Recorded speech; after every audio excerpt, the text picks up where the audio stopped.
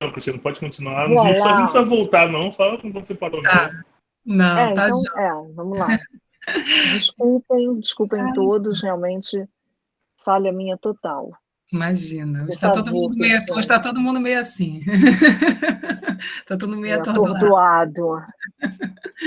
Mas, Então, eu vou então, por retornar, favor, então. Cristiane. Então, assim, essas metodologias participativas, lúdicas, ativas, são exigências dos órgãos ambientais nos programas de comunicação e de educação ambiental, né? Até por conta do público que se trabalha. E aí, por exemplo, um exemplo que eu estava falando é um exemplo de um colega ele fez, né? Acabou que ele envolveu todo mundo da nossa empresa para ajudar a pensar, porque foi um pouco difícil. Um jogo de tabuleiro num tamanho bem grande, né? Que se imprimiu numa lona para colocar na sala nas quadras, né? Em algum espaço nas escolas, ele andava com aquilo dali por um monte pela área rural, né? E levando em cada escola, e assim, passava-se, usava-se aquilo para passar informações sobre a convivência segura com as linhas de transmissão de energia. Né? Porque geralmente essas escolas são em áreas que tem uma linha de transmissão de energia passando próximo, então tem algumas regras, né? De não pode soltar pipa próximo, jogar bola, né? Tem a questão quando chove, você tem algumas coisas, algumas orientações. Então, para se passar aquilo de uma forma divertida para as crianças, né? Era feita esse trabalho desse tabuleiro gigante para as crianças jogarem, né? Então, assim, surtiu bastante efeito. Quando a gente trabalha, por exemplo, também com até eu tinha perguntado na aula passada que se era.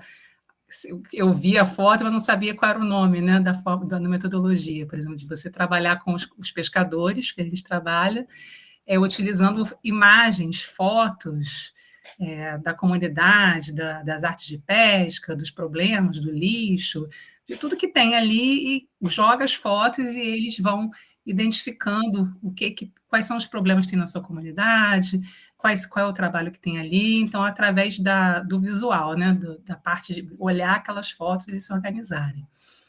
Aí tem mais duas coisas que eu queria falar. E outra era uma que a gente usa muito, por exemplo, para definir projetos, por exemplo, quando a gente chega na comunidade, você não pode chegar com um projeto pronto. A gente vai fazer um projeto de educação ambiental para vocês e a gente vai fazer dessa forma. Não, você tem que fazer um diagnóstico antes, um diagnóstico participativo. E para fazer com que eles, por exemplo, a gente teve um trabalho aqui com os pescadores que foram afetados por um gasoduto e que aí você tinha que fazer uma compensação para eles, né? Por o tempo que eles iam ficar sem pescar, tinha que ter uma compensação. Mas para fazer eles entenderem o que seria importante para eles, né? Para não ser um elefante branco, né? Você joga um projeto qualquer e depois eles não absorvem. Tinha que fazer eles pensarem, né? Quais eram os problemas que existiam ali, quais seriam as soluções, o que seria viável. Então, a primeira parte, né? Geralmente que a gente trabalha as pessoas, não sei, tem uma metodologia chamada árvore de problemas, que os projetos fazem, né? Você conhece, né? Colocam as raízes, ficam lá os problemas, e aí você vai pensando com eles as soluções pela árvore. Só que como eles eram pescadores, a gente adaptou e transformou no barco dos projetos. Então, assim, tipo, a gente colocava os peixes eram o que eles queriam, então os peixes eram o desejo. O lixo eram os problemas, o lixo que estava no mar.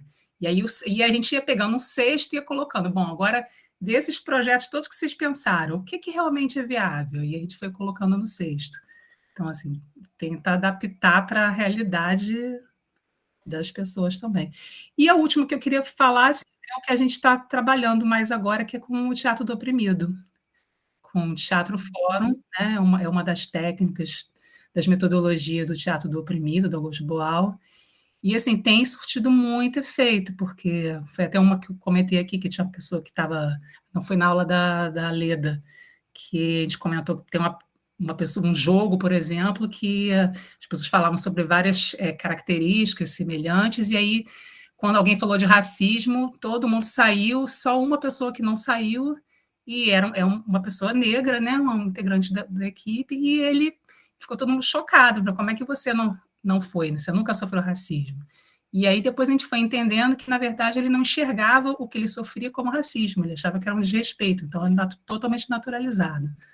né? Então, assim, foi através dessas dinâmicas, né? Assim como a gente identifica as mulheres que são pescadoras e que não se enxergam como pescadoras, se enxergam como ajudante do marido.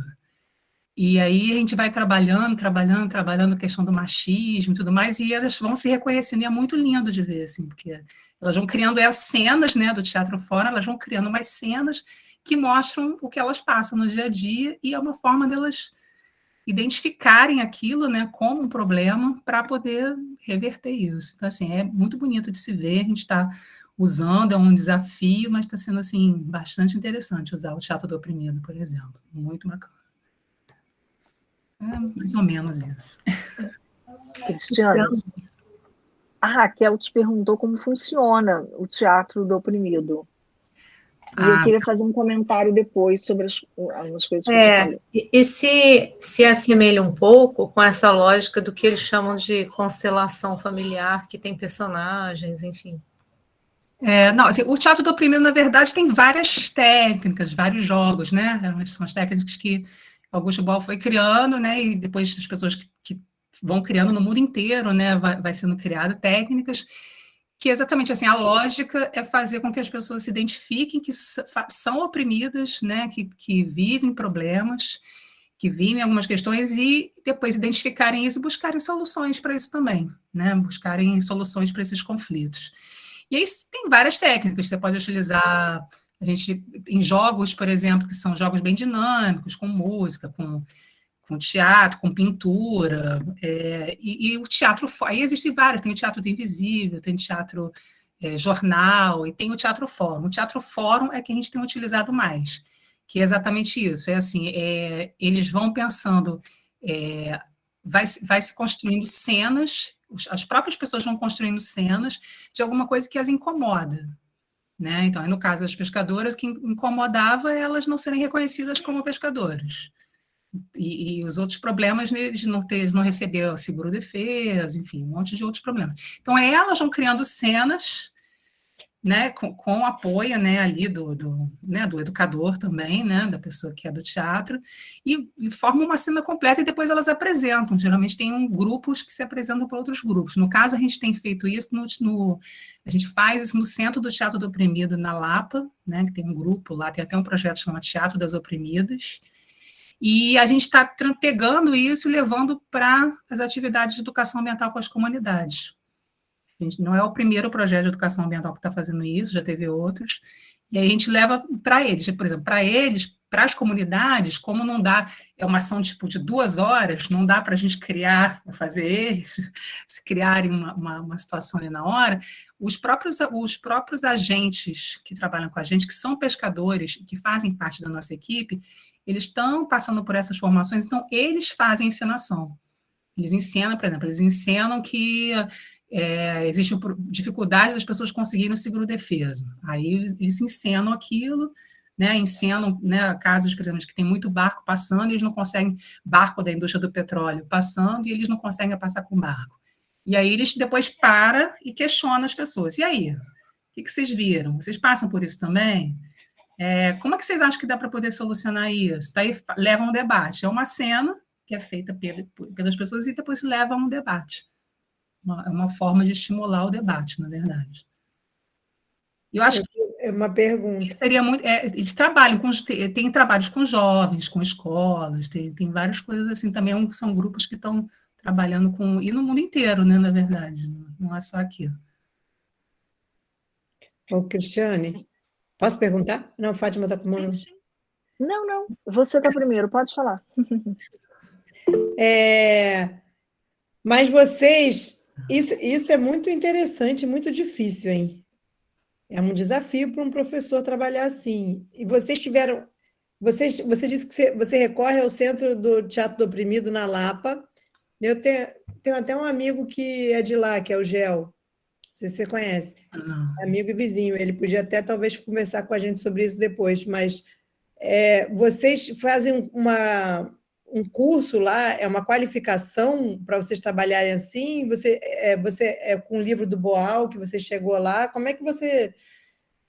essa dinâmica? Então, existem cursos, né? O Centro de Teatro Oprimido, eles oferecem cursos, De vez em quando, acompanhando eles no Instagram, a gente consegue ver lá. De vez em quando eles oferecem um curso de 3 dias de teatro fórum, de teatro, geralmente é por técnica, né? No teatro do jornal. Então, existem várias técnicas, e aí você tem, geralmente, cursos são 3 dias de curso para você fazer. No nosso caso, do projeto que eu trabalho de educação ambiental, começou porque eles têm uma parceria com a Petrobras, num projeto patrocinado pela Petrobras chamado Teatro das Oprimidas, que é para trabalhar com mulheres.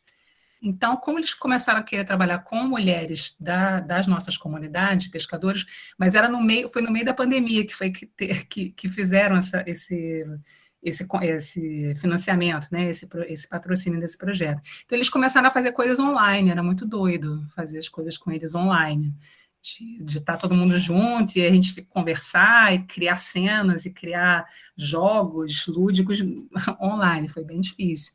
E aí, quando voltou a ser presencial, a gente começou a fazer formações lá no Centro do Teatro do Oprimido, a equipe, entendeu? Então, tanto as pessoas que são os técnicos, quanto as pessoas que são os agentes, que são os pescadores, começaram a fazer algumas formações, mas a gente não é formado em nada disso. Tem uma pessoa, por exemplo, no nosso grupo, que ela é a coringa, que eles chamam de coringa, que é a pessoa que faz essa...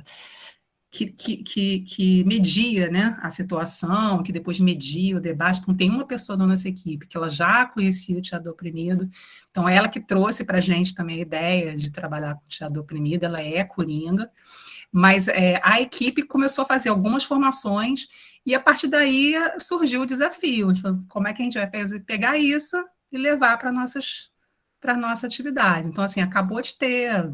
Há 2 semanas teve uma série de atividades que começou a usar. E foi bem legal, porque no início a gente achava assim, o pessoal vai achar assim, Deus, que bobeira, né? Os pescadores, o cara que está o dia inteiro trabalhando, cansado, de madrugada, trabalhando, aí chega lá, vai ver um monte de gente fazendo teatro. A gente achou que poderia dar uma M, né? Não ia ser muito legal. Ao contrário, o pessoal adorou, aí a gente criou música, né? O pessoal lá criou música, então canta. Então o pessoal começou a gostar, assim, se ver, sabe?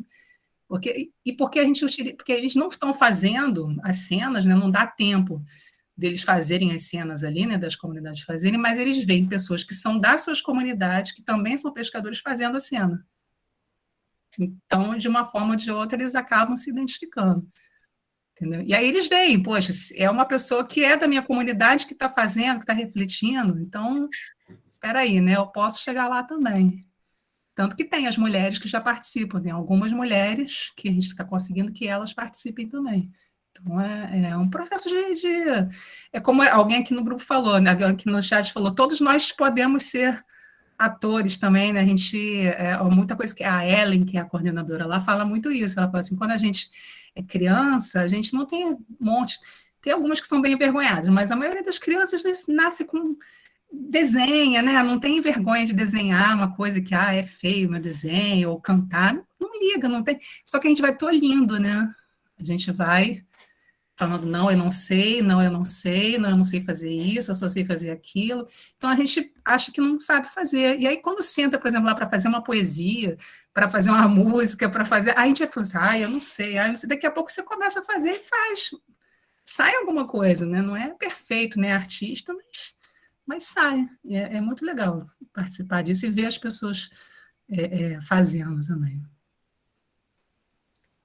Muito legal mesmo. Barato. Obrigada, Cristiana, adorei. Eu queria fazer um comentário, mas vou tentar ser bem rápida para já passar de volta para vocês, que é assim, eu acho que a Cristiane chegou a falar que eles usavam pesquisação, não foi, Cristiane? E aí, assim, só para contextualizar, né, que toda essa experiência da Cristiane, ela, se a gente for pensar em termos de teorias, né, e metodologias, ela está focada numa abordagem que existe já pelo menos desde a década de 60, que é a pesquisação. Então, assim, para quem se interessar, tem, por exemplo, o livro do Michel Thiolin, foi um dos primeiros a trabalhar com isso, e é uma abordagem que influenciou muito os trabalhos de educação rural, por exemplo, na América Latina. Os trabalhos do Paulo Freire, mas também de outros pesquisadores da América Latina, Colômbia, Bolívia, que trabalhavam nessa linha, principalmente na década de 60, 70, pensando naquela proposta de democratização da comunicação participativa, né? E, assim, as bases, né, os princípios éticos dessas abordagens são exatamente essa ideia já de dar um protagonismo para o aluno, né, para o aprendiz, né? Então, tem bastante essa noção de olhar de onde que o aprendiz vem e de considerar, isso aí é puro Paulo Freire, né? Considerar o que ele traz de bagagem com ele. Né? Então, inverte totalmente as perspectivas pedagógicas que consideravam sempre o aluno como um vaso, como um receptáculo de informação, um vaso vazio, que o professor vai lá transmitir as informações e moldar aquele vaso. Né?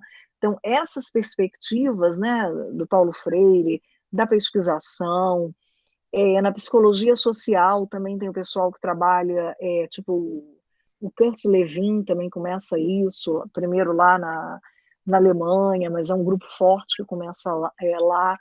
Na França tem o trabalho de pesquisa institucional, que é com René Loraux, que vai ser um também dos iniciantes da pesquisação, e que aí vai ser pesquisação, pesquisa institucional, e atualmente é a pesquisa intervenção, que a gente, inclusive, no grupo de pesquisa do Cibercog, a gente trabalha muito com a Virgínia Castrup, o Eduardo Passos, que eles pegam a pesquisa intervenção, que o próprio Guattari também trabalhou, e eles dão uma boa sistematizada, assim, em termos, trabalhando o método da cartografia. Estou falando isso para vocês saberem, para quem está preocupado não só na aplicação prática, mas para quem está preocupado em escrever um texto sobre isso, de onde vão vir as teorias que embasam essas nossas ideias. Né? Aí, quando a Cristiane falou da pesquisação, eu falei, tem que fazer essa ponte, né? Que é exatamente assim, o Augusto Boal com Teatro do Oprimido, o Brecht também trabalhava muito questões de teatro num sentido educativo, mas também considerando o público e também muito também naquela perspectiva de fugir do método transmissionista da educação, né? De trazer a experiência, de valorizar o background das pessoas que estão ali. Sobretudo porque o Paulo Freire, por exemplo, também trabalhava muito já com adultos. Né? Então, assim, só para a gente contextualizar isso, né? Como é que vieram esses métodos, a pesquisação, a pesquisa institucional na França, depois a pesquisa intervenção, e sempre com essa proposta de entender que a nossa ação, ela é intervencionista, né? O fato da gente estar ali, a gente já está mudando o lugar que a gente está, e que a gente precisa considerar o aluno, o aprendiz, não como alguém que não sabe nada e que você vai lá transmitir tudo para ele, mas como alguém que já sabe muita coisa e que a gente tem que partir de onde ele sabe, né? E até considerar o background dele para construir, para tentar também, mesmo quando a gente quer ensiná-lo alguma coisa, fazer com que essa educação seja um encontro ali no meio, né? Não seja nem um só ir ou um só vir, né? Então, acho super importante, e a experiência da Cristiane é fantástica, né? Com os pescadores, a gente, né? Enfim, todo mundo que trabalha assim com grupos que a gente acha que não são tão letrados, né? A gente acha que vai ter uma certa dificuldade, mas na verdade você tem experiências sempre muito boas, né? Vou deixar vocês falarem, vocês compartilharem mais. Muito enriquecedora as experiências. Muito enriquecedoras, Fátima, então, posso só complementar uma ideia do que a Cristiane claro. apresentou? Achei muito interessante essa perspectiva que você traz do teatro do oprimido, viu, Cristiane?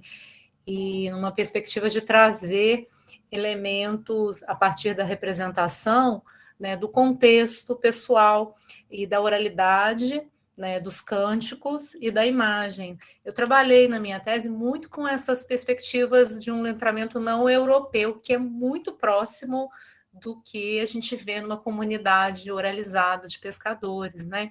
Então, muito interessante essa perspectiva de poder abordar ali a ideia do cântico, da música, da cultura popular, das histórias de pescador, né? E das histórias pessoais de vida, né? Porque com elas a gente consegue envolver, né? Então, eu acho que um caminho interessante no teatro do oprimido, porque também envolve o corpo, né? Tem tudo a ver com o que a gente falou, né? Da representação do processo cognitivo corporalizado, né? Então, isso se efetiva e se aplica perfeitamente ali na ótica do que a gente trouxe ali, de dar um espaço para apresentar o contexto.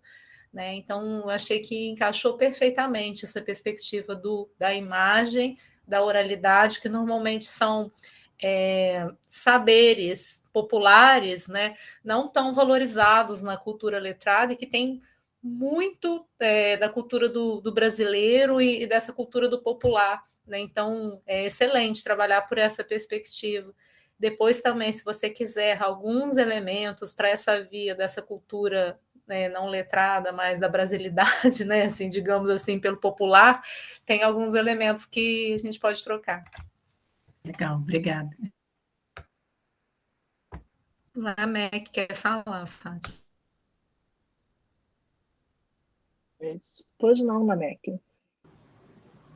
Obrigado. Não sei se estou a fazer perceber que estou a falar sem auriculares.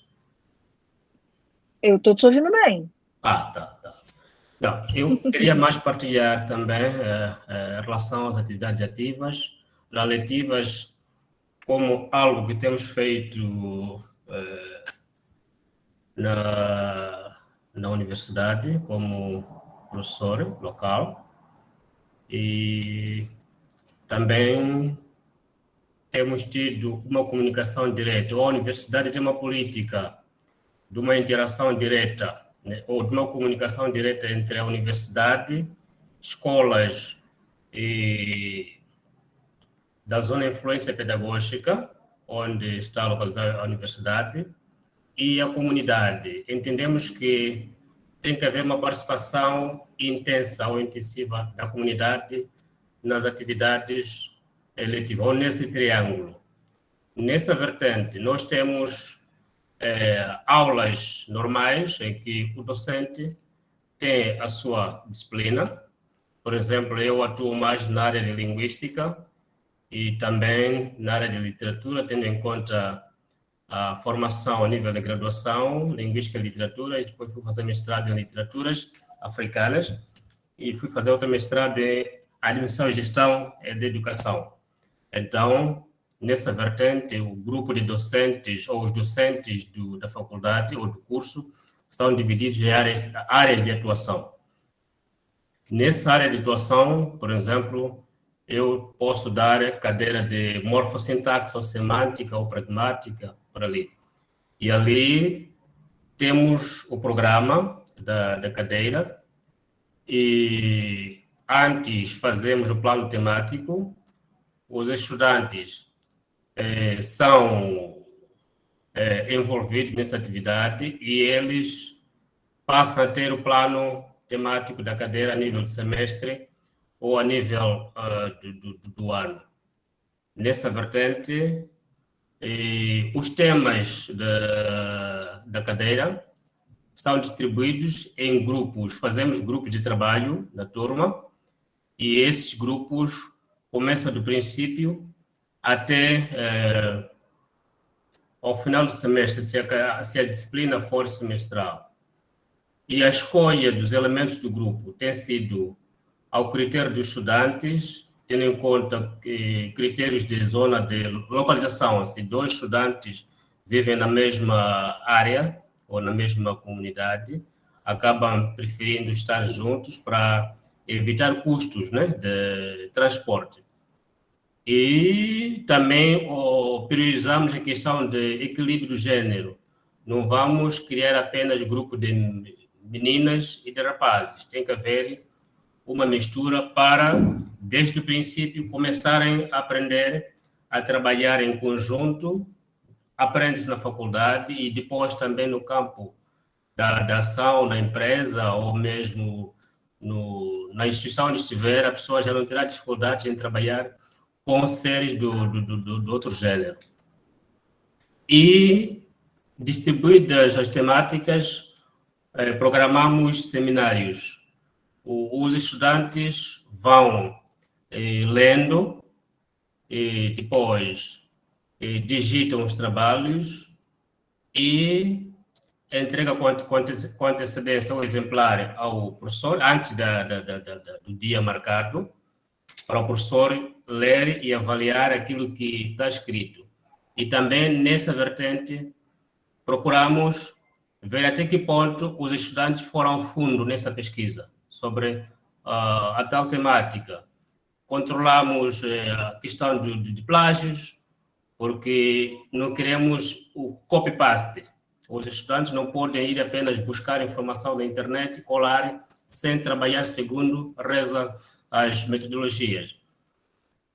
Feita essa triagem, o professor autoriza a apresentação. Se o trabalho não estiver em condições, esse grupo é adiado a apresentação sob uma penalização, porque, no fim, esses trabalhos têm um teor avaliativo. Porque, no fundo, vamos ter 2 avaliações escritas e 2 trabalhos em grupo. Esses trabalhos têm uma nota de defesa em grupo e também tem uma nota de trabalho escrito, de 10, por exemplo, e depois a defesa individual. Cada estudante que defende, avaliamos até que ponto este faz a abordagem da matéria. E depois vai tendo a sua nota. E apresentado o tema, entramos na fase do debate. Porque ali temos mais uma turma, na graduação, nesse caso, mais uma turma de 35 estudantes. Com os repetentes, aqueles que reprovam no ano anterior, acabamos tendo uns 40. E ali começamos com debates. No debate, aquele que conseguir apresentar uma questão com lógica, uma questão profunda, ao grupo que está a defender, o professor tem que registrar o nome desse estudante e garantir uma cotação pela intervenção. Aquele também que for a responder a questão do colega, sendo do grupo ou não, também merece um bônus. Isso é para permitir mais uma questão de competitividade. Porque, assim sendo, os estudantes sempre vão à sala de aula já preparados para questionar e também para responder. Sendo assim, todos acabam se envolvendo nesse tema que supostamente era do grupo A, mas sabendo que qualquer intervenção boa ou excelente pode lhe dar mais uma notinha, já vai motivado para tal. E acabam tendo as notas para garantir o trabalho escrito e a defesa. E depois vamos às avaliações. Avaliações têm o teor de 20 valores e nós, desde já, subentendemos que todo estudante que senta na sala de exame ou de sala de prova tem 20 valores, porque confiamos na capacidade desse estudante. Cabe a esse estudante, na sua elaboração escrita do teste, defender esse 20 valores. Se não conseguir defender, vai caindo até ter negativa. E essa é a filosofia do trabalho. Esta é a vertente do nosso trabalho na sala de aula. Mas também temos outras atividades que têm a ver com práticas pedagógicas e estágios pedagógicos.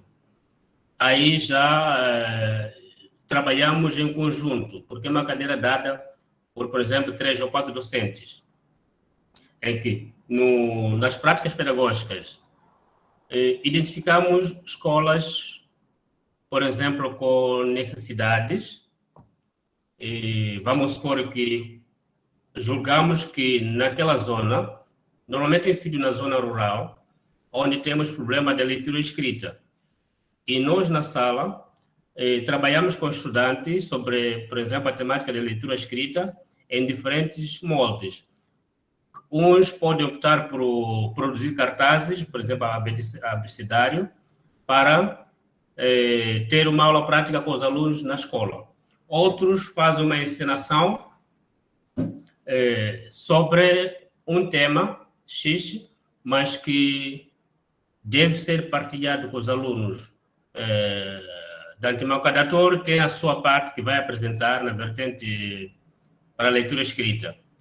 E os professores ensaiam ou treinam, nós treinamos os alunos, e os alunos, ou os estudantes nesse caso, né, já na escola, quase nós criamos uma competição.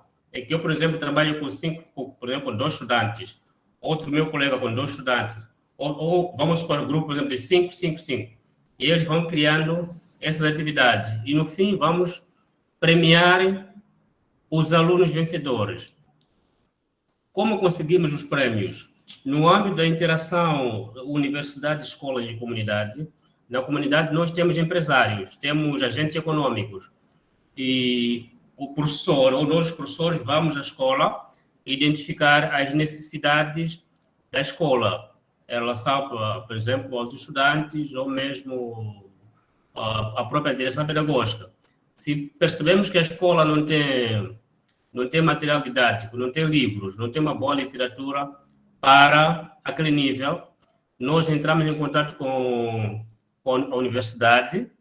A universidade tem um fundo que eles disponibilizam para comprar um material didático, nesse caso, e também saímos às empresas para pedir alguns apoios.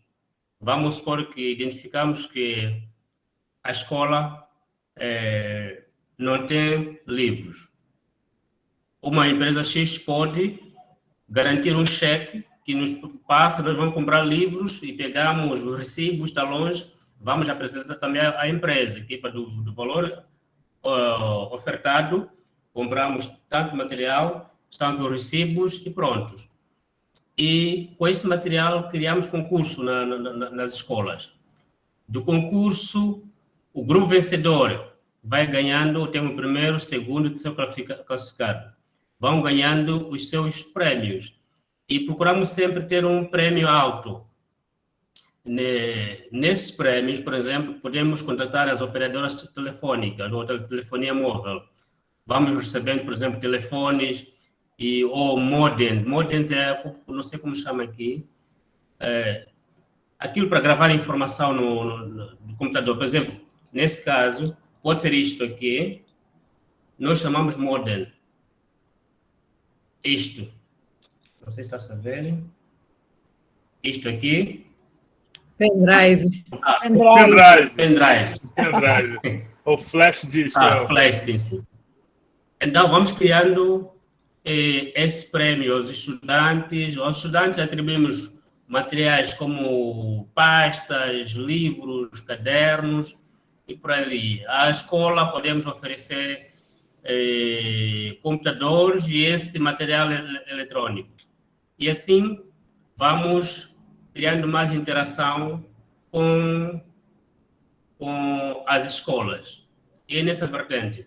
Na vertente de estágio pedagógico, temos, por exemplo, os estudantes do 4º ano, que já na porta, terceiro e 4º ano, que já na porta de saída, eles devem participar nas atividades letivas na escola.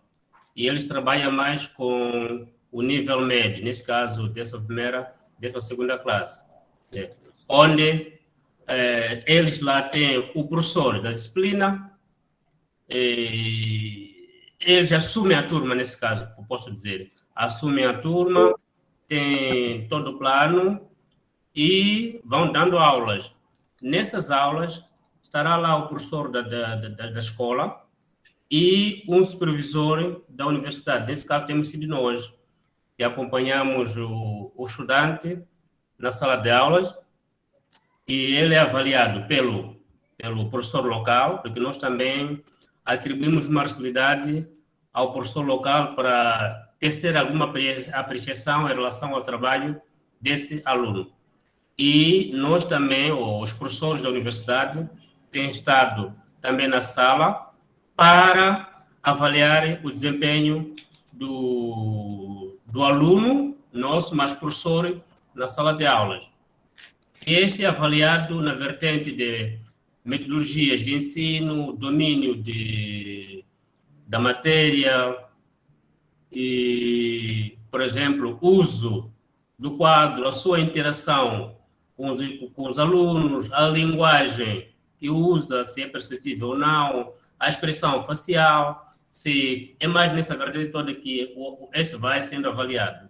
E depois,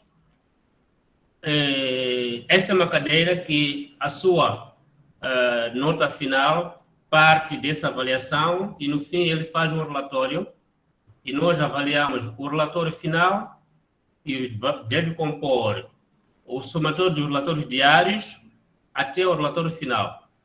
E avaliamos o relatório, as atividades na sala de aulas e também priorizamos as observações do professor local.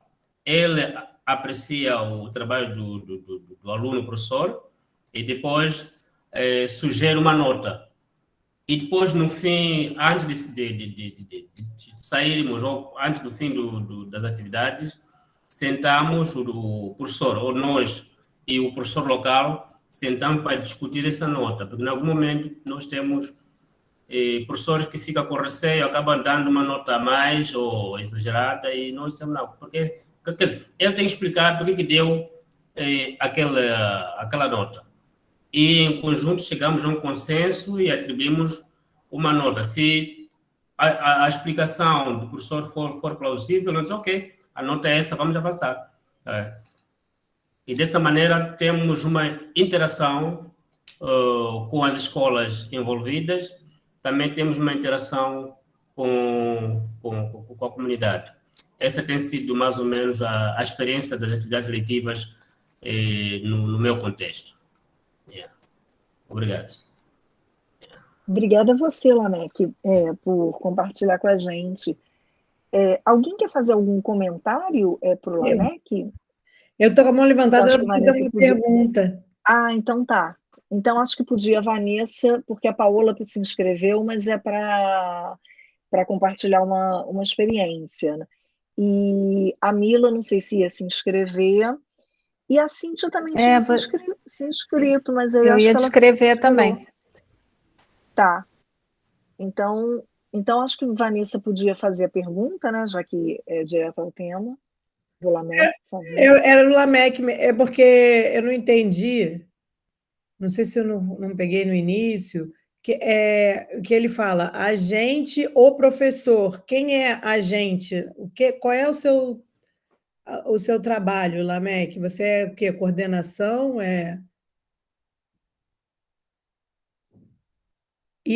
Essa está fechado o seu áudio. Sim, E é o que? Ensino superior? De criança? Quando eu aplico a palavra agente, não no sentido, como é mais, digo, nós, professores, porque fazia referência... Você é professor. Sim.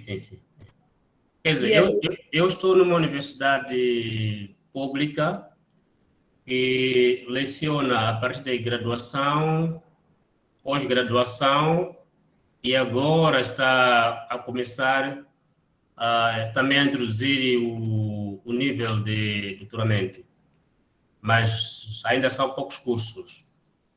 E nessa vertente, nós trabalhamos com estudantes da graduação e acompanhava alguns colegas pós-doc que davam algumas aulas, mas nós apenas visitávamos lá para ganhar uma experiência nessa nova vertente letiva, né, de graduação para os mestrados. Mas depois acabei interrompendo para essa formação cá. E pronto. Então, basicamente, a nossa atividade, ou a minha atividade lá, é letiva. É mais Tá. simples. Obrigado. Obrigada a você.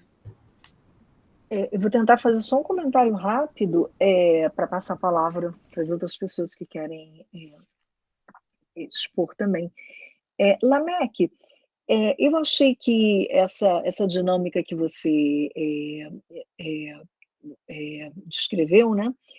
Ela parece um pouco, ela tem alguma coisa assim de quando você fala, né, de uma certa competição, de dar prêmio, né? Talvez você pudesse usar alguma estratégia mais específica mesmo de jogo com eles. Talvez pudesse fazer algum tipo de jogo, né? Enfim, com todos os objetivos que você tem, mas tornar a coisa algum jogo mais específico, sei lá, um RPG, alguma coisa que caracterizasse realmente como um jogo e tivesse essa situação de quem ganha, quem prêmio, quem é que. Enfim, a coisa de que às vezes você fala, que às vezes tem um assunto que um grupo precisa apresentar um argumento, aí o outro vem, contra-argumenta. Talvez você pudesse usar isso em algum tipo de dinâmica de jogo, né? Ou dinâmicas, por exemplo, daquela de júri, né? Em que você tem questões polêmicas e aí você coloca dois grupos, um tem que apresentar argumentos de defesa, o outro tem que argumentar argumentos de oposição, e aí os grupos praticam a questão da argumentação, né? Podem ser algumas dinâmicas interessantes. E assim, o que eu te sugeriria também é você pensar em, quando vocês forem fazer a avaliação, considerar também a avaliação do aluno, né?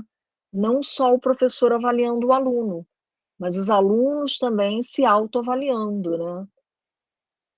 Isso é interessante também, porque isso os leva a pensar sobre o próprio processo de aprendizagem dele, né? Ele não fica naquela posição, eu estou aqui fazendo uma atividade para agradar o professor e o professor vai me dar uma nota de acordo com se eu atingir os objetivos que o professor tem ou não. É interessante também pensar como é que o aluno viu esse processo da atividade dele.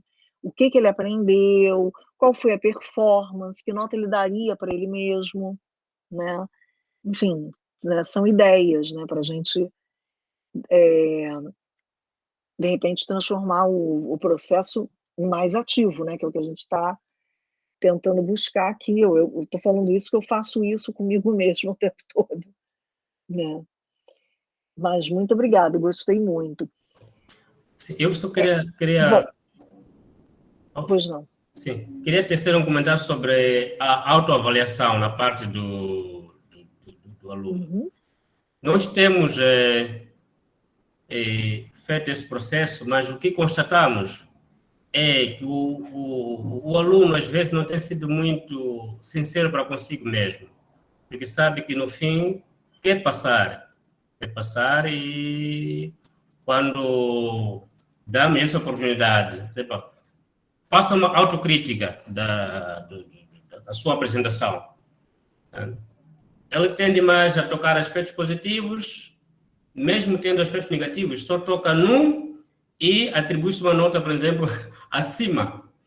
É mais nessa vertente que procuramos gerir já essa parte, porque se houvesse uma sinceridade, uma transparência, até que sim, mas fica um pouco difícil um estudante que faz uma autoavaliação e depois dizer, mas eu acho que, segundo a minha apresentação, eu teria um 15 sobre 20 nesse caso. E já fica um pouco difícil.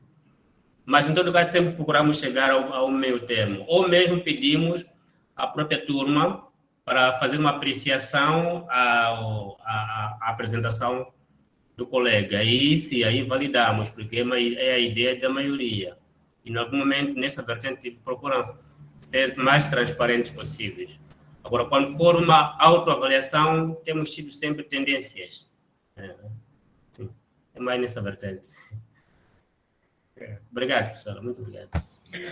Fátima, eu queria só Imagina, que agradeço. comentar, Fala, antes de Théo. passar a palavra para as outras pessoas que estão Paola. no grupo, Uhum. eu queria só rapidamente comentar, nomear ali alguns pontos que eu lembrei do que o Lameck falou, porque, Lameck, você traz uma perspectiva muito para um ensino superior, né? Eu fiquei pensando muito assim, às vezes, no ensino de pós-graduação, em que a gente necessita passar alguns textos que são mais densos ali do processo, e muito daquilo que você descreve ali como esse primeiro elemento se assemelha um pouco a uma prática de uma sala de aula invertida, em que a gente pode pedir previamente para o aluno fazer um processo de leituras prévias, né, para chegar na sala com um pouco de preparo.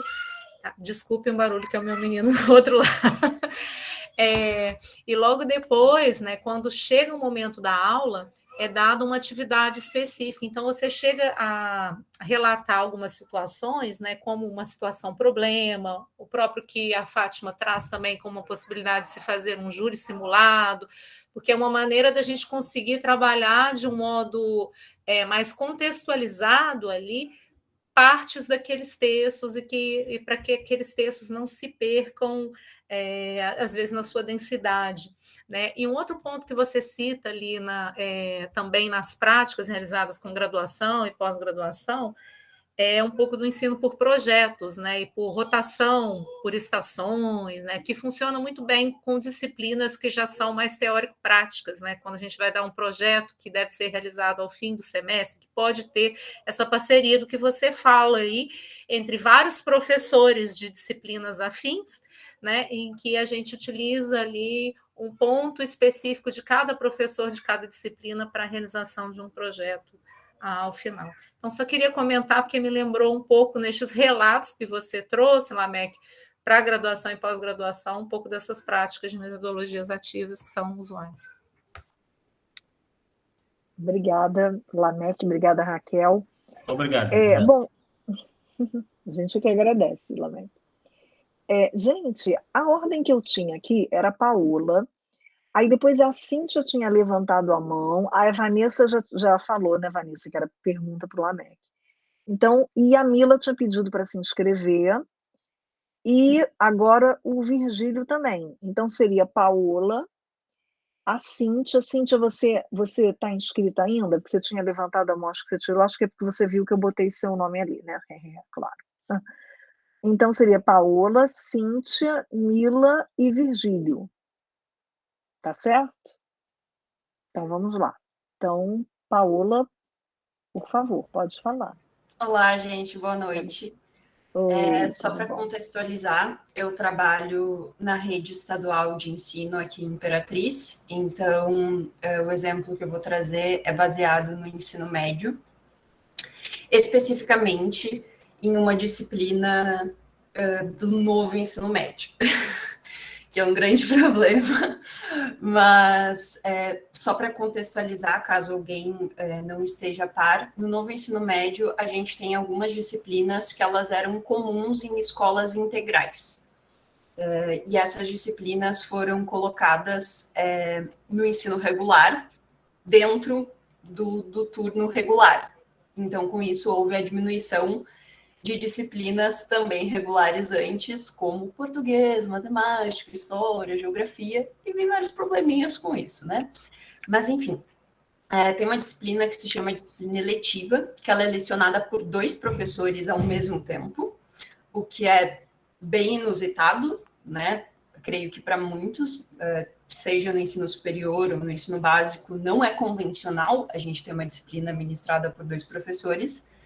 E essa disciplina, ela tem a premissa de que se faça algo que não esteja, de alguma forma, nos livros, como se fosse algo mais prático, por assim dizer, como se fosse uma espécie de oficina, a ideia original, de trabalhar, sim, conteúdo, só que de uma forma diferente. Então, eu e a minha dupla de disciplina, a gente resolveu desenvolver uma disciplina, e aí a gente desenvolve do zero, né? Assim como mais ou menos no ensino superior algumas disciplinas são feitas, que a gente queria trabalhar com os alunos algumas questões que às vezes são chatas para eles, mas que são importantes, que envolvem política, ética, cidadania, de forma geral. E aí a gente fez a disciplina inteira, que dura aproximadamente 4 meses, um semestre. Acho que 100% das aulas foram utilizadas metodologias ativas. A gente não fez nenhuma aula expositiva, porque justamente a gente entende que esse é um conteúdo que eles não conheciam a parte teórica, porque na rede municipal eles não tinham uma aula de filosofia, por exemplo, então eles estão tendo esse primeiro contato no primeiro ano do ensino médio com filosofia. Então, filosofia entra naquele lugar de, nossa, é tão teórico, não faz sentido, como é difícil. Então, a gente foi tecendo algumas coisas para que eles entendessem esses conceitos de uma forma mais prática, conseguindo associar mais com a realidade deles. Então, alguns exemplos interessantes. Ao invés de simplesmente explicar conceitos, por exemplo, de formas de governo, a gente separou os alunos em grupos e a gente foi dando orientações para que eles criassem o país deles. Então, eles começavam pelas coisas básicas, que eles achavam muito maravilhoso, como desenhar o território, se eles iam dividir territorialmente. Aí a gente já começava. Como são as divisões territoriais no planeta Terra? Tem divisões territoriais que são em províncias, em estados, coisas assim. Aí depois a gente ia complexificando essas questões até chegar a pontos, como vai ser o governo nesse país? Aí a gente explicava, para fazer governo, vamos explicar formas de governo. Vai ser partidário, vai ser uma monarquia, vai ser uma república, e aí ia explicando conceito por conceito, e eles iam decidindo o que fazia mais sentido no país ideal deles. E a gente foi adentrando diversos aspectos políticos, de funcionamento de estruturas, e foi muito interessante que eles fizeram várias coisas que na nossa sociedade entrariam em conflito, né? De, por exemplo, fazer monarquias que têm voto. Então, peraí, vamos voltar, como é que funciona? Não tem como fazer um país monárquico se toda a população puder votar. Vamos lá, vamos por partes. Então, a gente ia explicando os conceitos, indo por tentativa e erro, até que eles entendessem, e a gente ia explicando, tal país faz assim, tal país faz assado, enfim, e explicando por partes. Então, eles foram aprendendo esses conceitos de organização política através da construção do país deles, né? Outras situações que a gente fazia muito era debate, né? A gente trazia problemáticas relacionadas com ética, por exemplo, só que ao invés de trazer problemas ultra complexos, a gente trazia como furar fila da cantina, passar cola para o amigo, emprestar o trabalho. Aí já adentra a questão de plágio ser crime, como que lida com isso. E era muito interessante, porque daí eles precisavam, a gente explicava os conceitos de ética, moral, enfim, e eles precisavam associar esses conceitos para responder essas questões. Então, num primeiro momento, ia muito num lugar de emoção. Mas se for meu amigo, eu vou emprestar. Mas se for uma pessoa que eu não gosto, eu não vou emprestar. Então, mas onde fica a ética nessa situação? Como que tu aplica a ética com o teu amigo e como que tu aplica a ética com a pessoa que tu não gosta? Então, de ir trabalhando essas questões. Aí a gente foi trabalhando tudo esse montante, e ao final da disciplina, a gente resolveu pegar um problema bem próximo a eles, e eles escolheram, eles começaram a discutir quais eram os principais problemas que eles vivenciavam na escola.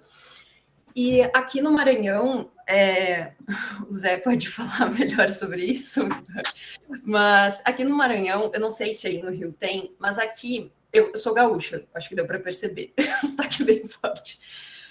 Aqui tem uma regra padrão de qualquer lugar público, de qualquer serviço público, que só pode entrar de calça e não pode entrar de chinelo. E isso é terrível na escola, porque os alunos ficam durante 2 horas no ônibus e aí eles têm que estar de calça jeans, especificamente, de tênis fechado, enfim. E aí eles sugeriram mudar a regra de vestimenta da escola. E aí a gente foi levantando hipóteses do porquê que a regra era essa. E aí surgiu uma questão muito interessante, que foi as meninas apontando que, por exemplo, se a calça tivesse algum rasguinho, alguma coisa assim, algum puído, elas não podiam entrar na escola, nem de chinelo, nem de sandália. E a justificativa que a coordenação da escola dava era que elas iam ser assediadas. E aí as meninas começaram a levantar casos de terem sido assediadas estando de tênis e de calça dentro da escola.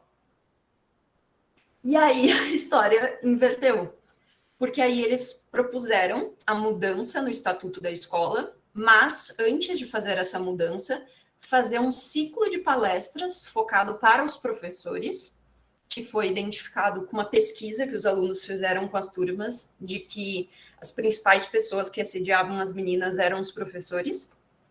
E aí eles propuseram fazer esse ciclo de palestras para aí mudar o estatuto. Então, eles começaram num lugar de não sabemos muito sobre o que estamos fazendo, e no final da eletiva, eles que propuseram tudo e guiaram todo o funcionamento desse projeto baseado nesses problemas que eles identificaram. Acho que um pouquinho foi isso.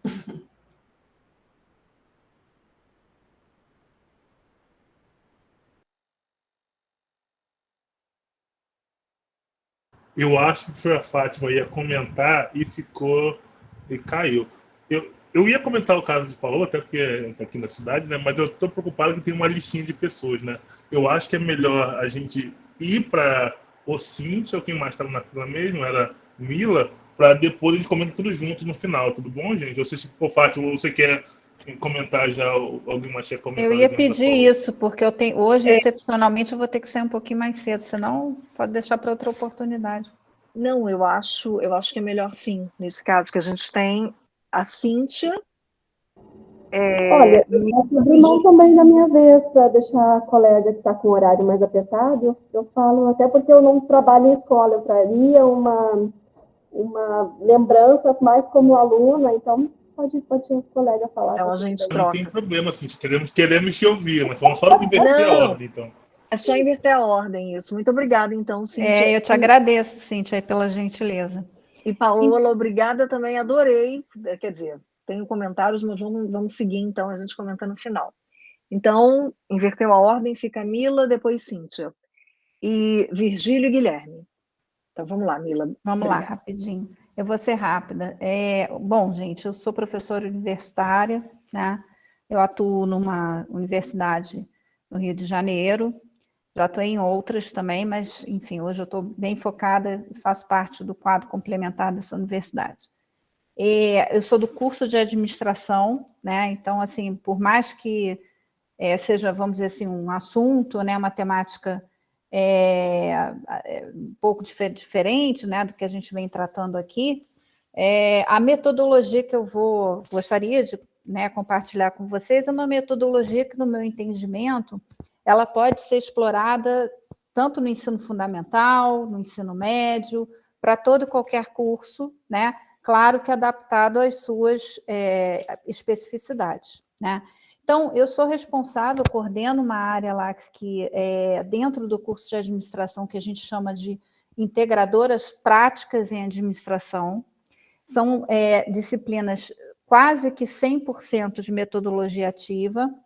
E, na realidade, nessas disciplinas, os alunos precisam fazer tarefas distintas, mas, resumidamente, né, eles precisam buscar empresas, né, que da escolha deles, e eles vão fazer um trabalho, né, não só de análise, por exemplo, de diagnóstico, mas também de propostas de melhoria, onde a gente dá um suporte, e aí são 3, às vezes 4 professores trabalhando concomitantemente, né? Os professores que são os especialistas em determinado assunto, para dar exatamente o suporte teórico, né, relembrar, enfim, ajudá-los nesse processo de construção, que é como se fosse um projeto mesmo, e no final dessa disciplina, nós convidamos a empresa, né, e eles apresentam para uma empresa real, efetivamente, normalmente com os donos, né, com os participantes. Os alunos utilizam muito as empresas familiares, porque tem um acesso bem grande, mas a gente já teve de tudo, inclusive empresas como Natura, por exemplo, né, que é uma empresa bem grande, em que eles tinham um network interessante e acabaram assistindo, e foi sempre muito agregador, né? E nenhuma dessas disciplinas a gente trabalha um plano de ESG, né, com foco muito especial na parte de transparência, ética e diversidade. Então, a gente traz essa temática, obviamente, com uma visão organizacional. Eles criam esse plano do zero, porque normalmente pegam empresas que têm, né, isso ainda em processo de desenvolvimento, principalmente as menores, e eles criam esses planos e, posteriormente, apresentam também para a empresa, eles acompanham a implantação efetivamente, né? Ou trabalham como voluntários para que esse plano realmente ele seja colocado em prática. Então, esse resultado até, né, que tem a ver com a curricularização, essa palavra, né, de extensão, que a gente também está trabalhando exaustivamente, que é sim, né, não é trivial, às vezes é difícil, a gente já entende que a gente vai ter essa interlocução com benefício social, efetivamente, né?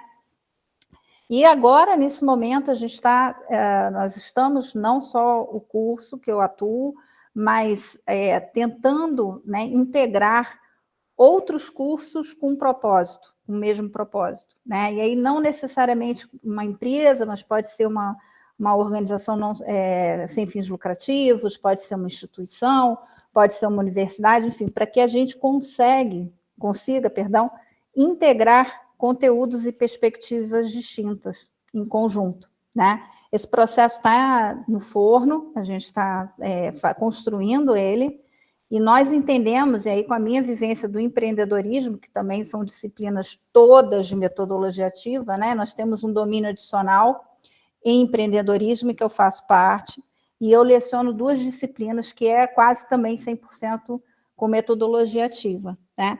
E dá muito certo, a integração entre os alunos é bastante benéfica no cunho social entre eles também, né?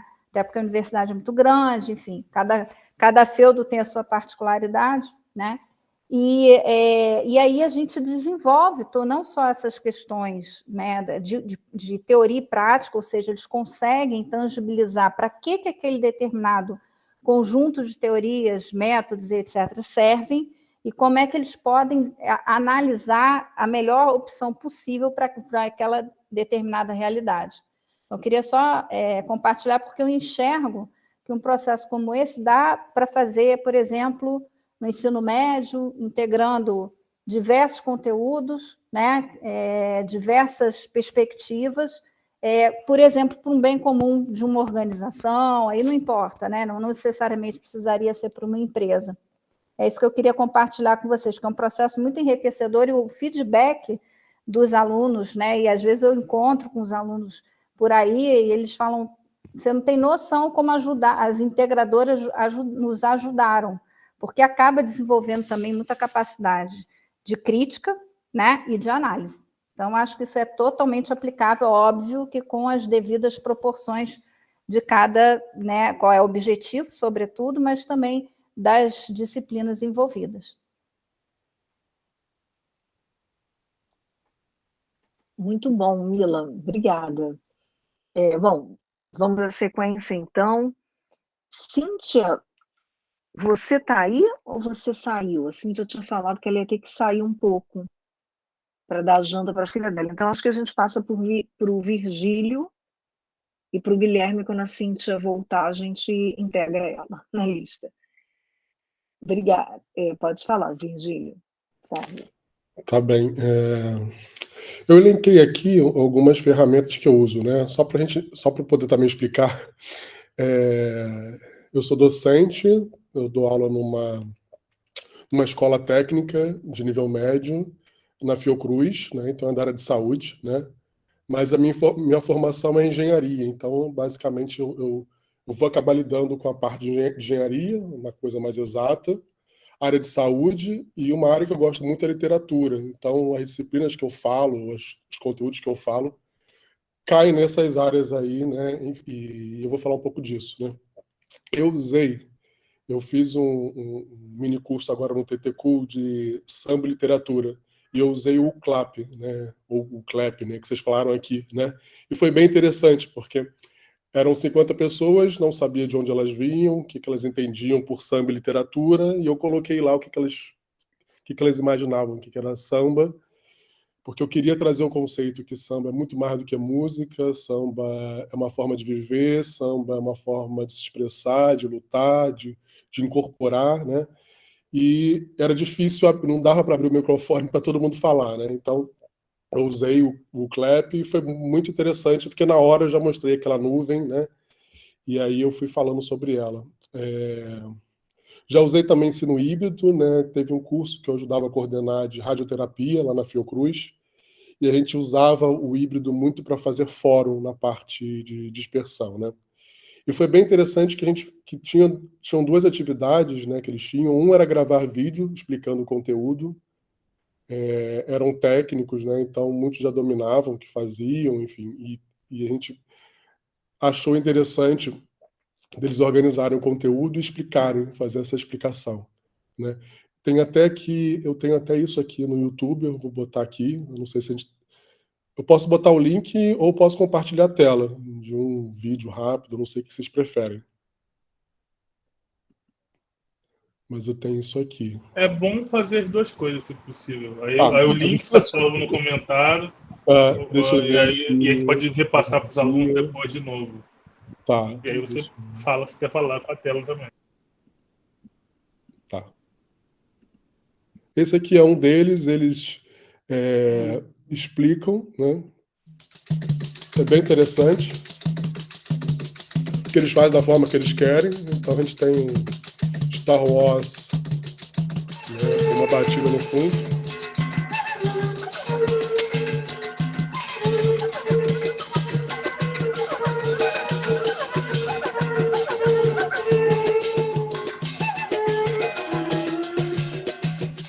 Chegou a hora dessa gente bronzeada mostrar seu valor.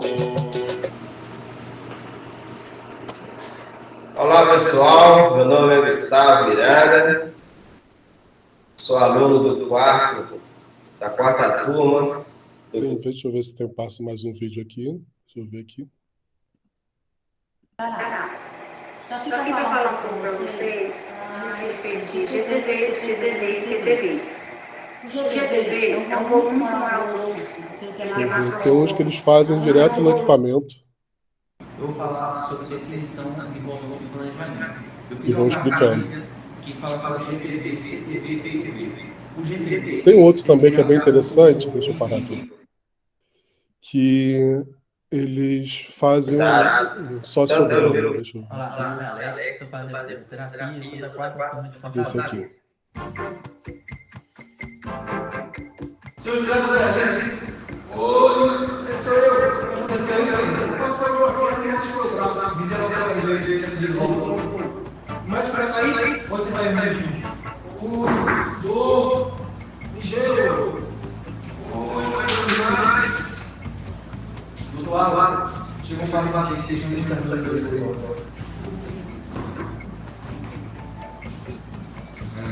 pode entrar, se você vai fazer tá sentindo o que é rapaz, faz programa, pega daqui no antebraço até vou dar uma passada na chave de cima agora, viu? Racha de cima. Deixa eu voltar aqui. Só para explicar um pouco, né, por que a gente pede isso, né? Tem uma aula que a gente fala sobre o SUS, né?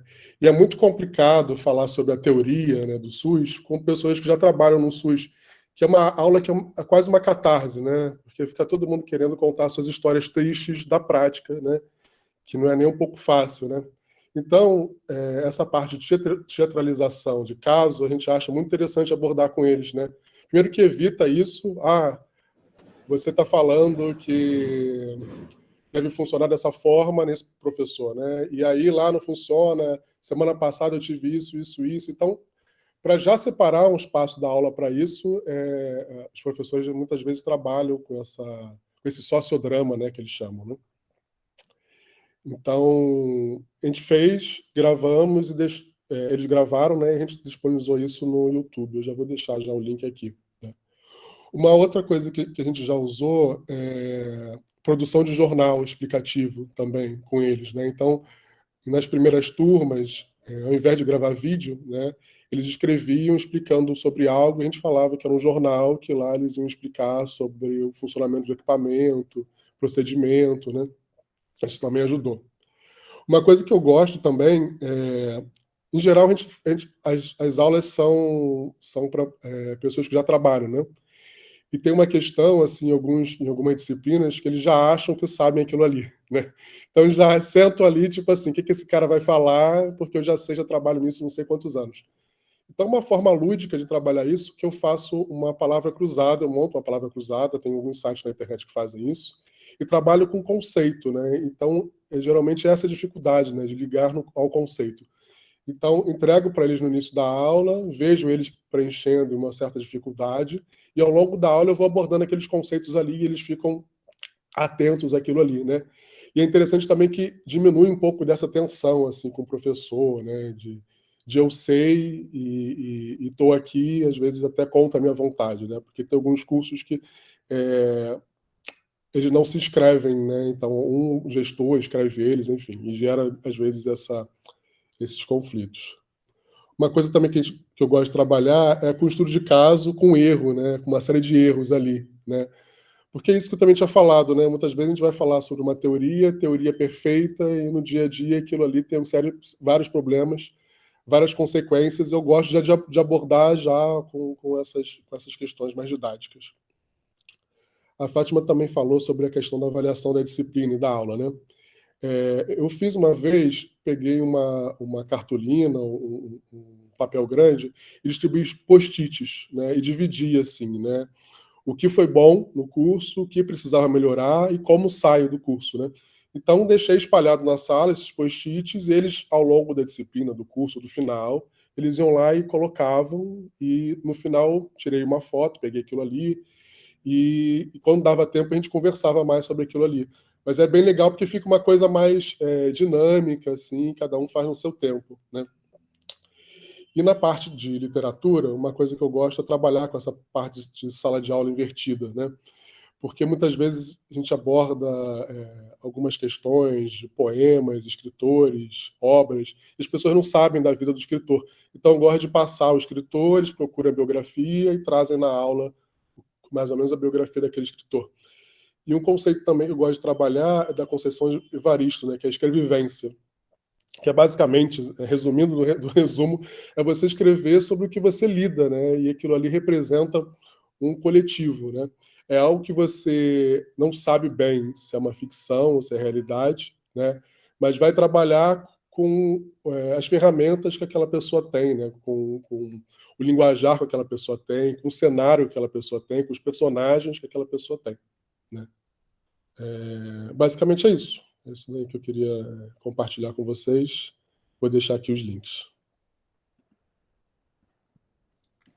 Obrigada, Virgílio. Muito bacana mesmo. A gente tem o Guilherme ainda. Guilherme? Tá aí. Então. Fátima, só uma questão, né? Não sei se você viu os comentários que a gente mandou, né?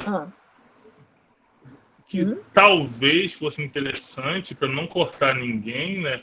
E aproveitar melhor o tempo, deixar para a semana que vem alguns comentários. Raquel chegou a comentar para a gente, mandou, não sei se você viu essa mensagem, que valeria a pena a gente aproveitar não ter que cortar ninguém pelo horário e a gente poder comentar o que Paola e Virgílio comentaram nos 8 minutos, né? A gente poder não começar um outro relato, mas deixar o que quiser mais falar para a semana que vem. Até para do horário. Eu sei que alguns de vocês vão sair 8 horas em ponto, alguns já estão saindo já. E aí a gente acabou não falando nem do caso da Paola ainda, nem do que o Virgílio comentou. O que você acha, gente, turma, Paula, Fátima? Raquel, sei que deu essa ideia, então ela concorda, já que a ideia foi dela mesmo. Não sei o que você acha, Fátima. Deixar esses 5 minutinhos, na verdade, para a gente comentar o que foi dito até agora. E Guilherme e outras pessoas que queiram falar também, se sentiram interessadas, poder falar semana que vem. O que vocês acham, gente? Acho que talvez fosse melhor, Acho né? que Priscila falou melhor aqui. Não é para. Eu sei que todo mundo queria falar hoje, mas semana que vem temos tempo ainda. Pode deixar, gente. A gente, qualquer coisa, divide o tempo da aula, mas para que todos possam, né, falar um pouco das suas experiências, é importante. Não, com certeza. E era uma coisa que eles estavam pedindo. Mas a gente faz como, então? A gente comenta a... Comenta, e também não só a gente, né, mas justamente quem quiser comentar também. A Cíntia não chegou a falar, Zé, também. Então, ficou faltando a Cíntia e o Guilherme. É verdade, não sei se a Cíntia quer fazer semana que vem. Mas eu posso ficar também para semana que vem, tá tudo bem? Guilherme também? Tranquilo para Oi, bom, considerando que faltam 5 minutos, acho que posso falar semana que vem também, senão vai ficar meio corrido, né? Então vai ficar corrido demais, né? E a gente não comenta. Então vamos comentar o da Paola e do Virgílio, né? Senão eles acabam ficando sem comentar, então abertas as inscrições.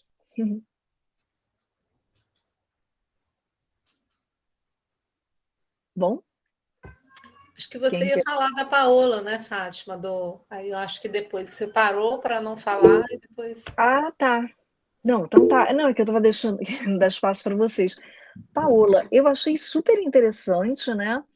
Eu não tinha ainda ouvido nenhuma experiência do ensino médio, e eu achei incrível, né? Porque, primeiro, essa situação de 2 professores, a gente está até acostumado a fazer isso, né? Na graduação, na pós, a gente faz muito, mas realmente, ensino médio fundamental, eu acho que quase não tem mesmo, né? Então, essa dobradinha deve ter sido uma experiência ótima.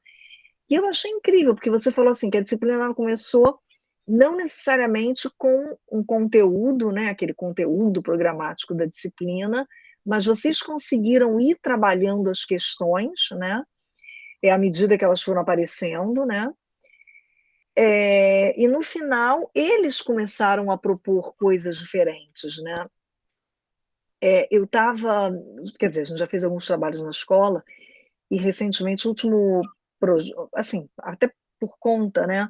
Um pouco das experiências que a gente já teve em escolas, no último projeto que eu enviei para o CNPq, a minha proposta, né, se for aprovado, vai ser de trabalhar com storytelling, porque eles criando histórias e contando as próprias narrativas deles, o que a gente percebeu em algumas experiências nossas das escolas é que isso permite que as questões mais afetivas apareçam, né? Porque a gente pensa a sala de aula daquela forma muito racional, né? A gente tem um conteúdo. Eu estou falando aí, eu totalmente implicada, eu sou bem assim, a gente tem um conteúdo para passar, para transmitir, muitos de vocês são professores, eu não sei se vocês ficam assim, mas eu fico angustiadíssima quando eu percebo que não vai dar para dar o conteúdo todo da disciplina, discutir todos os textos que tinha planejado, né? A gente fica com essa sensação de que estou fazendo menos, não estou entregando, né, tudo que era esperado, e a gente não abre esses espaços, né, para esse afetivo, para o lúdico, para as interações sociais aparecerem, né, a não ser em uma ou outra atividade mais dinâmica que a gente planeja, né? Então eu acho assim sensacional, porque eu acho que você criou isso na tua disciplina, né? Esse espaço para o afetivo e para outras questões, né, como a questão do assédio, por exemplo, aparecer, né? Porque em situações normais a aluna, né, entra por um ouvido, sai pelo outro, deixa para lá e segue a vida, né? E ali realmente eu acho que você criou um espaço fantástico para isso, né? Para o afeto, a gente está falando tanto disso aqui, né? Para o afeto, para o lúdico, para a desterritorialização do espaço da sala de aula, né? Como é que a gente faz para não ser aquela sala de aula literalmente quadrada nos dois sentidos, né? No conotativo e no denotativo. Então, eu gostei muito, achei fantástico. Mas eu não queria só eu falar, porque senão vai terminar aqui a aula só eu falando. Enfim, vocês querem comentar? Posso até comentar o do Virgílio depois, mas... Alguém quer comentar o da Paola, o do Virgílio?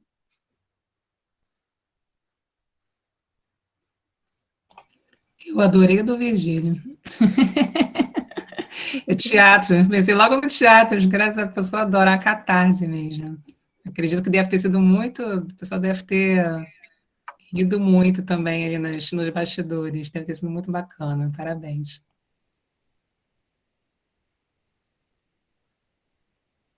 Mais alguém quer comentar? O que eu ia falar no caso da Paola, primeiro, Paola, é que não sei se é diferente aqui, mas eu não sabia, acho que nunca precisei usar nenhum serviço público aqui, então eu nunca fui de calça em nenhum lugar, eu acho. É um problema muito sério. É isso. Inclusive, a gente lá na Federal, a gente dá aula de bermuda, chinelo, é outra experiência. Mas, obviamente, entendo, então. Mas eu acho bem legal, novamente, né, esse aspecto político, né, novamente, que é uma coisa que interessa aqui para a gente, na disciplina também, né, porque talvez não tenha essa regra. No concurso, inclusive, quem avaliou a gente no concurso estava de bermuda e chinelo. O professor nosso, meu colega hoje em dia, né? Mas, enfim, voltando aqui. Eu acho que política é muito interessante também, né?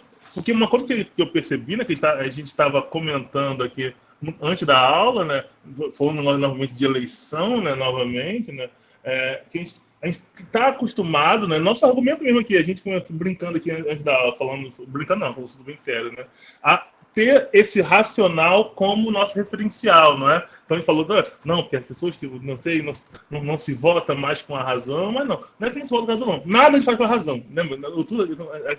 Então, a razão enquanto lugar puro, assim, nem a compra do seu mercado você faz, que deveria ser com dinheiro, contando assim, você faz com a razão pura, assim, descorporificada. Então, lembre-se disso. Esse exemplo da Paola é muito legal, porque na prática ela mostrou isso na prática, nesse exemplo, que como essa ação de baixo para cima, né, e é o que eu tenho tentado fazer aqui, né, ela não só ela é interessante e ela funciona para a gente no sentido de ser uma atividade diferenciada, lúdica, um outro tipo de relação nessas hierarquias educacionais, mas também que um conteúdo ali também, que é o que a gente esteja preocupado, né, em termos como professores também, conteúdo até, não vou usar, não quero usar nenhum termo assim, muito transmissionista, né, não é fixado, não, mas o conteúdo é vivido, né, por exemplo, coisa do atuado, né, é vivido de uma forma bem mais direta. Eu acho muito interessante também. Eu achei muito legal, São Paulo, não é uma coisa que eu cheguei a aplicar. Eu acho curioso como ela começa falando do novo ensino médio também, que é uma coisa polêmica, bastante polêmica. Eu sei que a gente vai trabalhar, talvez, a gente de Imperatriz, que eu digo, né? Vai trabalhar, o professor Samão está organizando para a gente trabalhar alguma coisa mais para frente, mas eu quero ouvir mais até esses relatos, talvez semana que vem, se der tempo, alguma coisa assim. Mas meu comentário é mais nesse sentido, né? De novo, a gente repensar isso, porque isso surgiu na nossa conversa de agora há pouco, né, informal ainda, antes da aula começar, né, e a gente sempre vai para o referencial dessa mente, dessa razão descorporificada, entendeu? Então é bem legal a gente poder conseguir usar na prática exemplos que vão trabalhar a razão dentro do corpo nesse sentido do vivido, da experiência, né? E eu sei que cada hora eu não vou mais nada não, se semana alguém quer falar também, ou podemos chamar semana que vem, anotem o que vocês vão falar hoje sobre o caso de Paola ou de Virgílio, que a gente pode continuar semana que vem.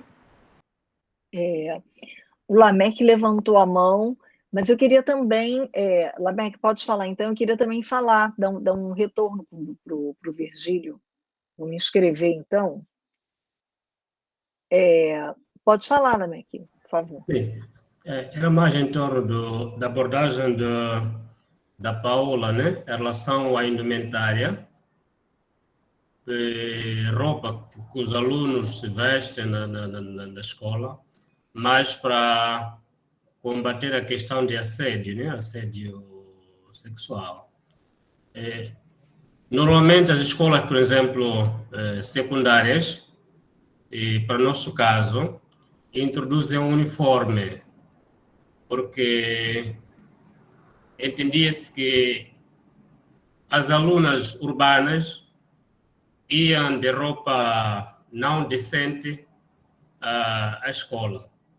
E a ser assim, o governo, o Ministério da Educação e Desenvolvimento Humano, acabou criando uma indumentária universal para todas as escolas, em que as alunas vão de uma saia e uma camisa bem abotoada e uma saia que chega até debaixo dos joelhos. E ali tem sapatilhas ou sapatos, ou mesmo chinelos, mas não os chinelos do balneário, né? Mas chinelos que dá para sair com ele ou passear. Por causa de rapazes, eles, seu uniforme, usam calça e uma camisa também bem abotoada. Quando acontece o caso de assédio, a escola ou o Ministério tem uma política apurada a situação como verídica, e a escola sanciona e envolve a polícia. O assediador é levado à polícia e constitui-se um crime. Logo, as pessoas têm medo de assediar. Mas também tem aquele caso de alunas que não sabem e procuram passar a todo custo, elas que tomam partida vão assediando o professor. Mas o professor sabe que, descoberto, tem uma sanção muito séria. Nas universidades, não se admite entrar de calções, mas as alunas ou as estudantes podem entrar de calças e blusas, mas também muito decentes. Não pode entrar no recinto universitário assim, de costas fora, nem peito fora. Tem que estar bem equipada. E os rapazes também não podem entrar de calções, tem que ser calça. E pronto, calça, camisa ou camisete, por ali. Em relação ao assédio também no ambiente universitário, é um crime punível. Se um docente ou se uma estudante reclamar de que está a passar por uma situação de assédio, nós temos um gabinete jurídico onde o caso é analisado e, quando há evidências claras, há medidas por tomar ao docente, que partem de uma sanção disciplinar, uma chamada de atenção, que incorre até na expulsão, mas isso acontece já no último caso, quando for renitente. Leva-se à expulsão, porque em Moçambique assédio é crime. Agora, há situações em que temos professores jovens que, no âmbito do seu trabalho, acaba se encantando com uma estudante. Se essa relação for séria, por exemplo, se o professor quiser construir uma família, quiser apresentar-se na família da menina ou da estudante, ali passa a ser uma situação entre ele, o assunto da comunidade, entre ele e os familiares dessa moça. Se isso acontecer, se é um assunto sério, se a direção da escola, aliás da universidade, acompanha esse tipo de situações, solicitam a aluna ou a estudante para perceber se não está sendo forçada para entrar numa relação. Se ela entender, ou se ela dizer que não, as pessoas se amaram e é um caso sério, é mais para uma apresentação, para construir uma família, ali já não entra, a universidade não entra nesse tipo de situações. É que entende-se que a estudante é maior de 18 anos e talvez o docente também é maior de 18 anos e acabam envolvendo, quer dizer, delegando isso a situações familiares de fora. E temos casos de de casamentos que surgem dentro do recinto universitário. Casamento entre estudantes e docentes e também casamentos entre estudantes, entre eles. Mas se for um caso consentido para um plano familiar, a universidade não tem nenhuma sanção proposta, até que elogia um caso desse. É mais nessa vertente. Mas quando é uma questão de chantagem, assediar para conseguir alcançar seus intentos, a universidade é implacável quanto a isso. Tem medidas coercivas que podem levar à expulsão do professor. Mais nessa vertente. Sim. Obrigado. Entendi. Obrigada a você, Lameque. Virgília, a gente já está passando da hora, mas eu queria só assim te dar um retorno, né? Adorei suas atividades. Acho assim que você já trabalha várias metodologias ativas, né? Você falou que você trabalha com teatro, é genial, sala de aula invertida, né? Eu anotei aqui qual era a outra, a questão das vivências também. Eu acho isso super importante também. Eu já trabalhei na área de saúde e eu lembro também que as psicólogas tinham várias dinâmicas, né, que elas faziam. A gente trabalhava com adolescentes. Então é muito legal assim você usar essas, quer dizer, a Cristiane também falou do teatro, né? Essa ideia de inverter papéis às vezes, né? Por exemplo, discutir gênero e papéis de gênero. Quem tem que fazer o quê? Você coloca as meninas no lugar dos meninos, os meninos no lugar das meninas, né? E aí cada um sente na pele, né? O que o outro sente. Então é também um exercício de empatia, né? Então eu acho essas metodologias, né? Sensacionais. Eu adorei o teatro, né? É muito bom realmente quando você me lembrou demais essas atividades, né? Porque você replica o que é a situação da pessoa que chegou lá com o braço quebrado, vai para o atendimento, e às vezes parece bobagem, né? Mas eu imagino que isso aconteça. As melhores intenções, às vezes, do médico ou do auxiliar de enfermagem, do enfermeiro que vai atender, né? E às vezes não percebe que está indo fora dos protocolos, que está rolando um desrespeito. Então, você fazer uma teatralização, né, uma dramatização, é sensacional, né? Porque é claro que as pessoas se levam um pouco para, de novo, um certo lúdico no sentido que o teatro é arte, você vai se permitir, você entende como um outro lugar também, né? Então, é como se aquilo ali não fosse o sério, mas te permite avaliar o que não está funcionando bem na realidade, né? Achei sensacional. A sala de aula invertida também, sem contar que eu acho muito interessante a tua própria formação, né? Você está na Fiocruz, você tem uma inserção na saúde, ter a formação em engenharia e ter um interesse em literatura, né? De onde você trabalha também, textos, coisas com eles. Imagino que saia daí uma experiência realmente muito rica, né? Assim, o amostrinha que você deu aqui para a gente, eu já adorei, né? Espero que você conte mais nas próximas. Aliás, espero ouvir todos nas próximas. Eu só queria te dar esse retorno, achei muito bom. Muito bacana mesmo. Obrigado. Só para também falar, né, porque assim, que pouca gente sabe, o papel do técnico, né, é um papel muito complicado, né, porque ele se vê abaixo do médico e o médico geralmente faz uma força assim, né, de opressão em relação àquele técnico, né, e o outro lado também, às vezes, ele desconta no paciente, né, e aí fica nisso, né, ele vai...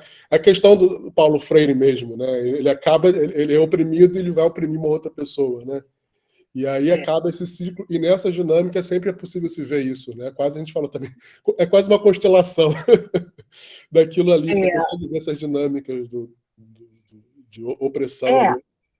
E nessa questão do poder tem também os pequenos poderes, né? Que o Foucault fala, como que o poder, na verdade, está capilarizado, né? A gente acha exatamente que na instituição de saúde, o médico tem todos os poderes, mas tem toda a gama, né, de outros funcionários, dos técnicos, dos enfermeiros, dos psicólogos, que também têm seus lugares de poder, né? Até o que controla a distribuição de material, né? Se ele vai dizer, não, acabou a gás e acabou a seringa, enfim, né? Tem é uma coisa realmente interessante, né? Você vê essa distribuição, essa capilarização, né? Mas realmente uma experiência riquíssima. Gente, alguém quer falar mais alguma coisa? Eu tenho...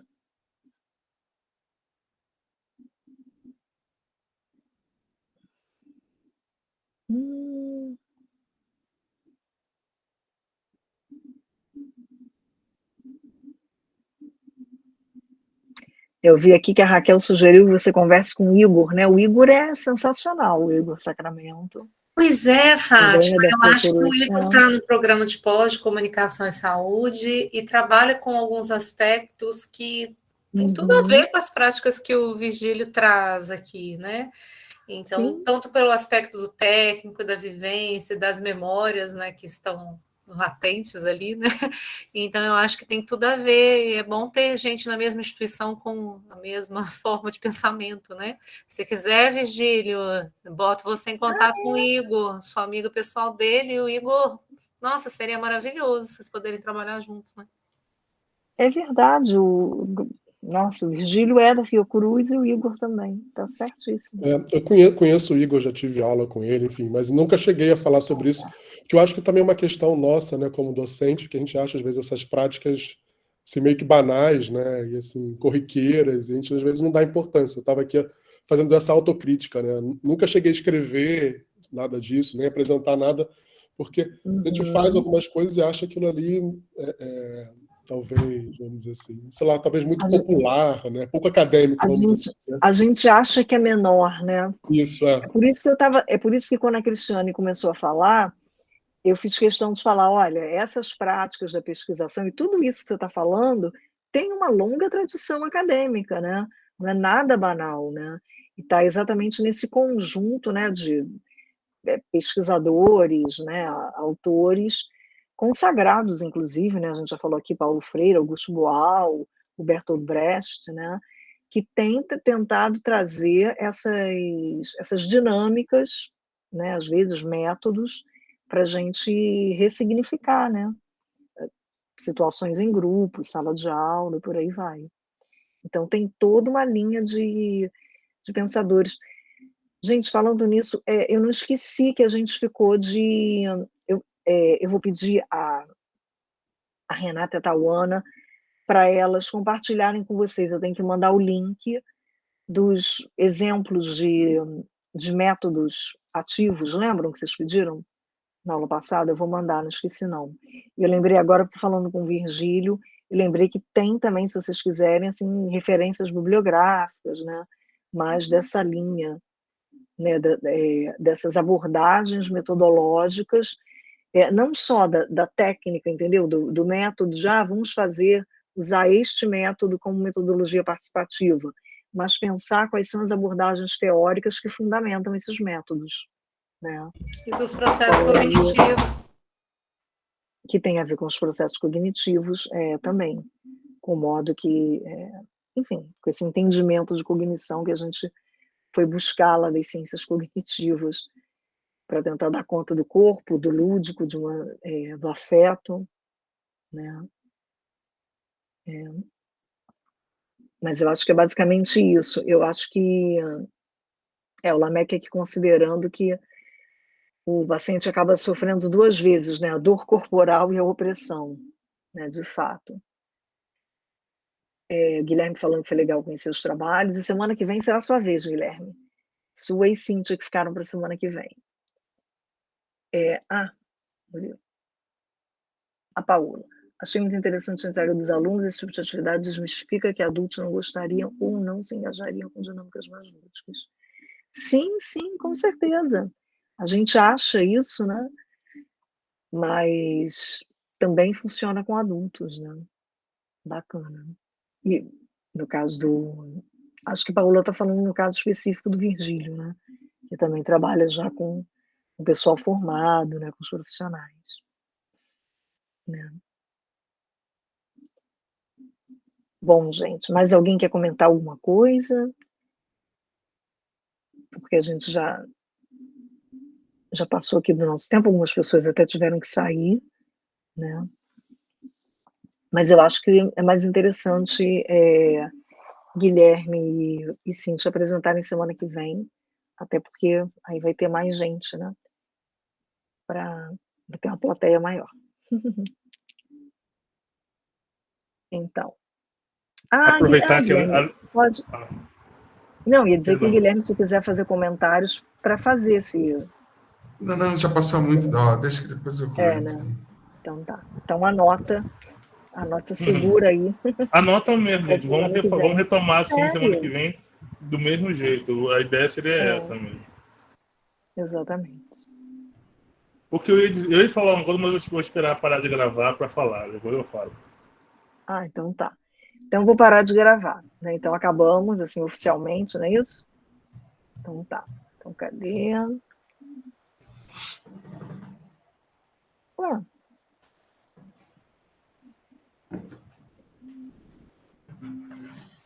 Gente, volta para cá. Para a gravação. Estou no meio. Peraí, quase lá.